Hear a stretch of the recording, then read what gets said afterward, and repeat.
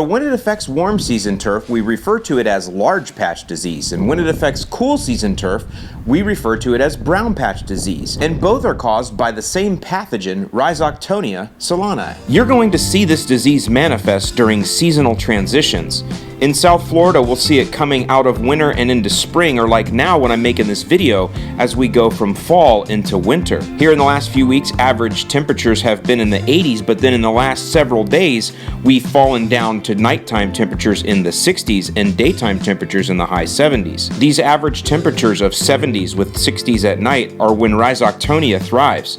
Nighttime is also when dew forms on the ground, keeping the grass wet for several hours at a time. Now, I'm not the only one with it. In my neighborhood, many lawns have it. Highly maintained lawns, neglected lawns, treated lawns, untreated lawns. Doesn't really matter. I can't tell you why some have it and some don't. Just like people, sometimes you get sick. Now, the treatment strategy I recommend utilizes products you can find at any big box store, and what I'm going to do today as a corrective measure is use a twist on what I call my bulletproof strategy. We're going to talk more about how to prevent the disease later in the video, but for now, let's look at what I'm doing to treat it because I have it active.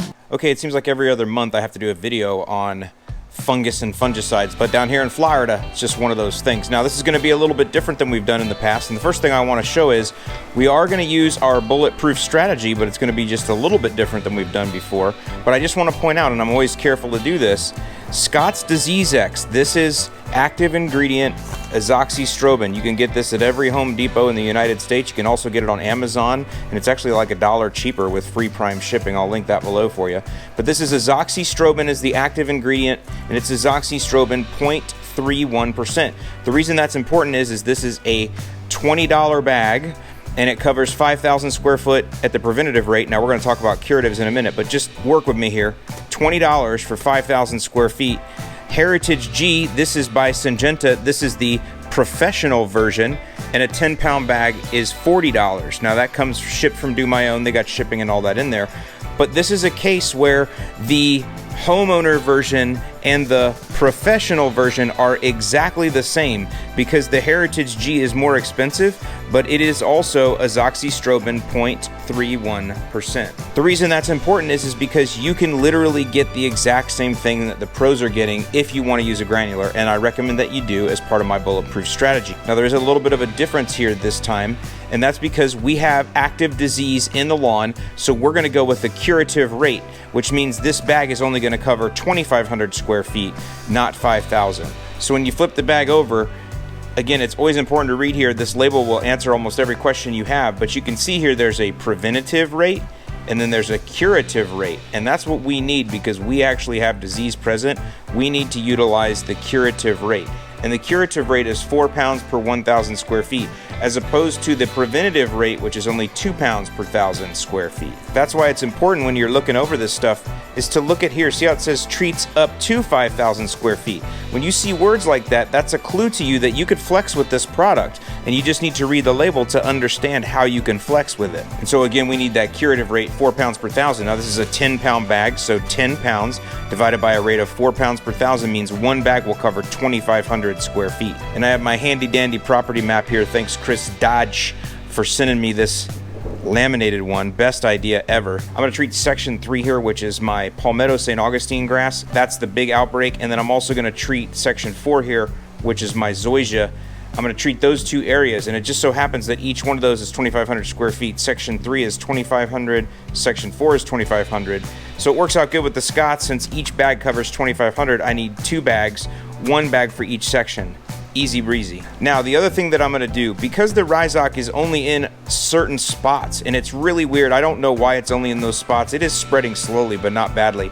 But because of that, and because I only happen to have 1 bottle, I'm going to use our bio-advanced fungus control here. This is propiconazole. This also is able to flex, and you can see that's why it says treats up to 5,000 square feet. So you could read in here, and there are some cases of certain diseases where you can use this a little bit heavier. However, I'm going to do something completely different, and what I'm going to do is I'm just going to spot spray with the propiconazole. I'm going to spot spray the infected areas and 3 or 4 feet surrounding them, and that's all I'm going to do. So my bulletproof strategy that I'm going for right now is a curative rate blanket of those areas with the Disease X azoxystrobin, and then I'm going to spot treat a little bit heavy-handed just the areas and surrounding areas that are infected with this propiconazole. That's how I'm gonna roll. And I'm only treating the 2 areas where I have active disease. I know everybody thinks I like to sling chems.